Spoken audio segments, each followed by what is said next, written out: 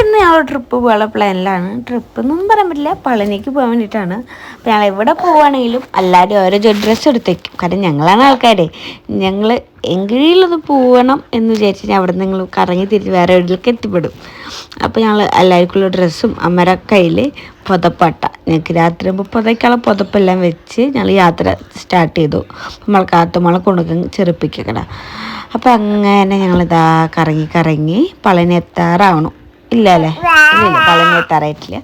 എത്താറാകുമ്പോൾ ഞങ്ങൾ വീഡിയോ എടുക്കലൊക്കെ നിർത്തി. അങ്ങനെ ഞങ്ങൾ പളനിയിൽ തൊഴുത് നേരെ കാട്ടുവഴി മൂന്നാർ കടന്നു. ഞാൻ പറഞ്ഞില്ലേ പളനിക്ക് പോയി എന്ന് വെച്ച് കഴിഞ്ഞാൽ അതിൻ്റെ അപ്പുറം വേറെ എവിടെയെങ്കിലൊക്കെ എത്തും. അപ്പോൾ ഞങ്ങൾ മൂന്നാറെത്തി.